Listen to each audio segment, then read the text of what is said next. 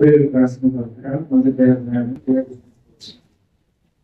దూతులను వాయువులు గాను సేవకులను జ్వాలలు గాను చేసుకున్నాడు అని తన దూతలను గుర్తున్నాడు. కానీ తన కుమారుని గురించి దేవా తెలిసిన మహాశయం నిరంతరము తెలిసినది మీ రాజులంతము న్యాయవంతమైన. అలానే 2వ అధ్యాయం 6-7 వచనాలు అయితే చోట ఇలా నువ్వు మనుషుని ఏ పాటి వాడు నీవు నరపుత్రుని దర్శించినట్టు వాడు ఏ పాటి వాడు నీవు దేవదూతల కంటే వాటిని తక్కువగా చేసుకుని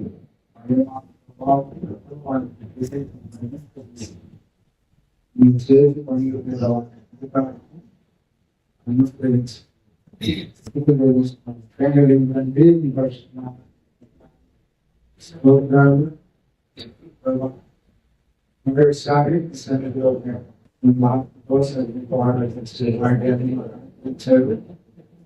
వాటిని యోగ్యతను స్తోత్రాలు పనులో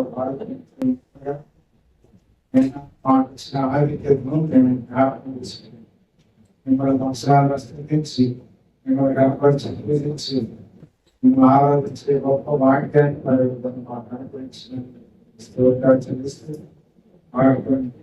ఎవరేమిగా క్రమంలో మాట్లాడు ఏదో మహిళతుంది సమర్పిస్తున్నాం. ఇక్కడ 2 వాక్య భాగాలని మనం చదువుతున్నాం. మొదటి అధ్యాయంలో 7-8 వచ్చినట్టు, అలాగే అధ్యాయంలో 6-7 వచ్చినట్టు. ఇక్కడ తన దూతలను వాయువులుగాను తన సేవకులను అగ్ని జ్వాలలుగాను చేసుకున్నాడు. దేవుడు సృష్టించిన ఈ సృష్టిలో ఆయన దూతలను ఆయన చేసిన దూతల్ని ఆయన కేవలం వాయువులుగా అలానే సేవకులుగా అన్ని ద్వారాలను ఆయన చేస్తున్నాడు. అని 6-7 వచనాల్లో 2వ అధ్యాయంలో అక్కడ అంటాడు, నీవు మనుషుని జ్ఞాపకం చేసుకున్నప్పుడు వాడు ఏ పాటి వాడు దానివల్ల నీవు దేవదూతల కంటే వారిని కొంచెము ఎక్కువగా చేసుకున్నావు.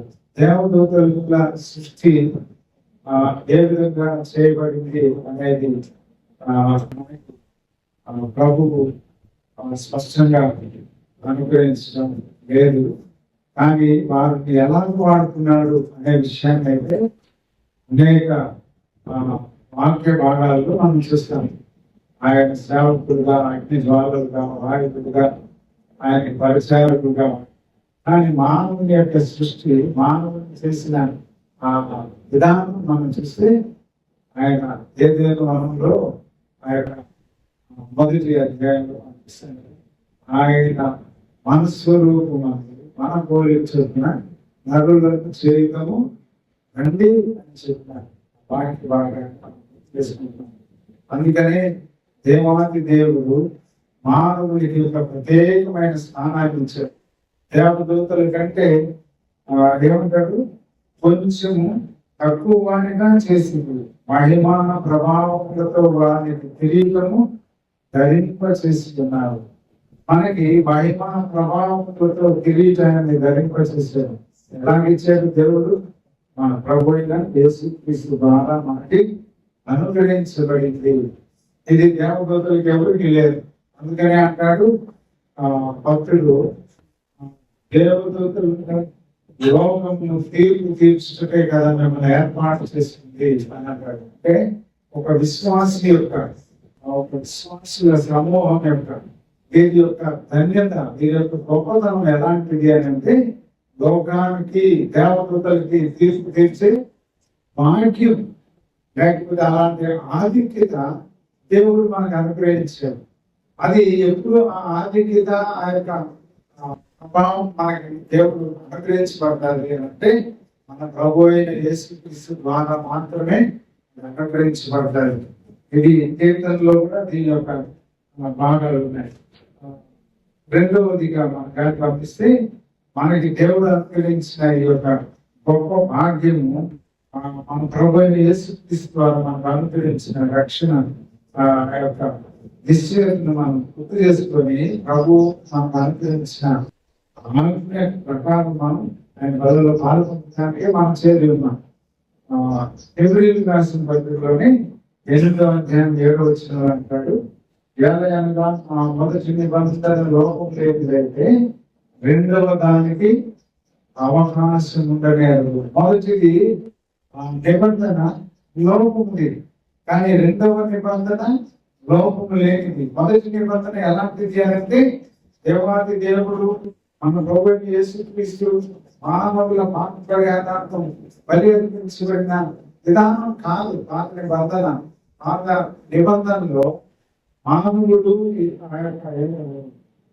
దేవాలయంలో పరిశుద్ధ సన్నిధిలో ప్రవేశించాలి అంటే తనదిగాని రక్తాన్ని, అలానే పరిశుద్ధమైన రక్తాన్ని, నిర్దోషమైన జంతువుల మనుషుల రక్తాన్ని చెల్లించి ఒక్కసారి టెంపరీ ఒకసారి ప్రవేశించాలంటే ఒకసారి బలి అర్పించాలి.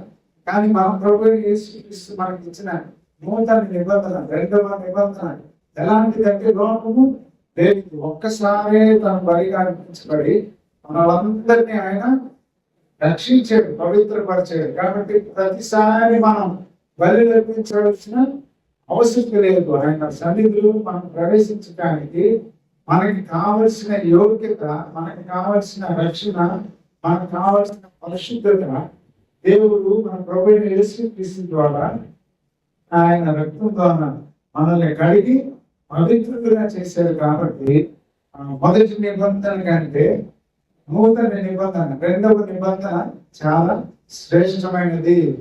దేవుడి మానవుడిగా వచ్చి చేసిన గొప్ప కార్యాన్ని మనం చూస్తాం. దీనికి ఇర్మియా గ్రంథం 31వ అధ్యాయము 31 నుంచి 32, 33 వచనాల్లో ఉండాలి. ఈ నేను కొత్త నిబంధన చేయుదును, అది నేను ఐగుప్తులో నుండి వీరి పితరులను వెలుపలికి రప్పించుటకే వారిని చేయి పట్టుకున్న దినమున వారితో నేను చేసిన నిబంధన వంటిది కాదు అని అంటారు. ఏంటి ఈ నిబంధన అంటే మన ప్రభు అయిన యేసుక్రీస్తు ద్వారా ఆయన ఇచ్చే నిబంధన. 12వ వచనంలో నేను వారి దోషముల విషయమై దయగలిగి వారి పాపములను ఇక ఎన్నడూ జ్ఞాపకం చేసుకొనని ప్రభువు సెలవిస్తున్నాడు. ఆయన కొత్త నిబంధన చెప్పు చేత మొదటిది పాతదిగా చేసి ఉన్నాడు. ఏది పాతకి ఒడిగిపోవును అంటే అదృశ్యం సిద్ధంగా ఉన్నది. దుర్గాధ్యాయంలో మొదటి నిబంధన ఎలాంటిది అనే విషయాలని గుర్తు చేస్తా ఉంటున్నాడు. కాబట్టి మన యేసుక్రీస్తు ద్వారా ఆ దేవానికి దేవుడు మహిమా ప్రభావములతో ఆయన మనకు కిరీటాన్ని ధరింపచేశాడు. ఆయన మహిమ కలిగిన దేవుడు. అందుకని చివరిగా ఒక ప్రశ్న భాగాన్ని గుర్తు చేసుకొని వాళ్ళలో మనం మారుకుందాం. కీర్తనలో 8వ కీర్తన ఆయన అక్కడ అంటాడు, మొదటి చరణం నుంచి మనం చూస్తే యెహోవా మా ప్రభువా మహిమను కనపరచువాడా, భూమి అంతటా నీ నామము ఎంత ప్రభావం కలది. శత్రువులను పగతీర్చుకున్న వారిని మాన్పివేయుటకై నీ విరోధులను బట్టి బాధుల ఎక్కయు చంద్రుల ఎక్కయు స్థుతుల మూలమున నీవు ఒక దుర్గమును స్థాపించి ఉన్నావు. నీవు మనుష్యుని జ్ఞాపకం చేసుకున్నటకు వాడు ఏ పాటి వాడు, నీవు నరపుత్రుని దర్శించుటకు వాడే పాటి వాడు. దేవుని కంటే వాడిని కొంచెం తక్కువ వాడిగా చేసుకున్నావు. మహిమా ప్రభావములతో వానికి కిరీటము ధరింప చేసుకున్నావు. కిరీటాన్ని ధరింప చేసుకున్నాడు. రక్షణ శిరస్త్రానం దేవుడు మనకు అనుగ్రహించాడు. ఉదయకాల సమయంలో మన ప్రభువుని ఆరాధించడానికి, మన ప్రభు చేసిన గొప్ప బలియాగాన్ని జ్ఞాపకం చేసుకోవడానికి మన రక్షించబడిన మనకి దేవుడు ఇచ్చిన గొప్ప భాగ్యం ఏంటి అంటే ఇజ్రాయేలీలు అయితే ఐగుప్తులో నుంచి బయటకు వచ్చేటప్పుడు ఆ పస్కాను ఆచరిస్తా ఉన్నారు. ఆయన అంటాడు, మీరు ఐగుప్తు బానిసత్వం నుంచి బయటకు వచ్చారు అనే దాన్ని మీరు గుర్తు చేసుకోవడానికి మీరు ఏం చేయాలా? పస్కాను ఆచరించాలి. చివరి పస్కాను మన ప్రభువుని యేసుక్రీస్తు ఆచరించి దానిని సంపూర్ణంగా నెరవేర్చి ఆయన మనకు అనుగ్రహించిన పస్కా ఏంటి అని అంటే ఆయనే బలి పస్కా, ఆయనే రొట్టె, ఆయనే ఈ యొక్క రక్తానికి సాదృశ్యమైన ద్రాక్ష రసం. కాబట్టి ఆయన చివరిలో అంటాడు కదా, మత్తయి సువార్త 26 వచనంలో 27 వచనంలో నన్ను జ్ఞాపకం చేసుకున్నట్టుకై దీనిని చేయండి, ఇది నా శరీరం, అనేకులకు నలుగు పట్టుబడుచున్న నా శరీరం, అలానే ఇది నా రక్తమూలమైన క్రొత్త నిబంధన, దీనిలో నేను తాగినప్పుడల్లా నన్ను జ్ఞాపకం చేసుకున్నట్టుగా దీనిని చేయండి. ఎంత గొప్ప కృప దేవుడు మనకు అనుగ్రహించాడు. మహిమ ప్రభావంతో మన కిరీటం ధరింపజేసి ఉన్నాడు. అంత మాత్రమే కాకుండా మనకి ఇలాంటి గొప్ప యోగ్యతను ప్రభు మనకి అనుగ్రహించాడు. కాబట్టి ఉదయకాల సమయంలో ఇంత గొప్ప దేవుని, ఇలాంటి మహిమ కలిగిన దేవుని, దేవదూతల కంటే శ్రేష్ఠుడిగా మనల్ని చేసిన దేవుణ్ణి ఆయన ఆరాధించడానికి మనకి హృదయాన్ని ఆత్మ అనుగ్రహించిన దేవుని, రక్షించబడిన మనం, ఆయన రక్తంలో కడుగుబడిన మనం ఆయన ఆరాధిస్తూ ఆయన యొక్క శ్రమలు, ఆయన పొందిన గాయాలు, మన కొరకే నలుగు కొట్టబడిన రీతి, అలానే మన కొరకే అప్పగించబడిన ఆయన శరీరాన్ని, ఆయన మన కొరకే కాల్చిన యవన పరిశుద్ధ పవిత్రమైన రక్తానికి సాదృశ్యమైన ఈ రసంలో మనం పాల్గొంటూ ఉండగా దేవా నాకు ఎంత యోగ్యత ఇచ్చావు, ఎంత గొప్ప భాగ్యాన్ని ఇచ్చావు, మహిమ ప్రభావంతో నన్ను కిరీటాన్ని ధరింపజేసి ఉన్నాను, రక్షణ శిరస్నానాన్ని నాకు అనుగ్రహించాడు. కాబట్టి నీకు నా హృదయపూర్వక కృతజ్ఞత స్తుతులు చెల్లిస్తుంటున్నాను.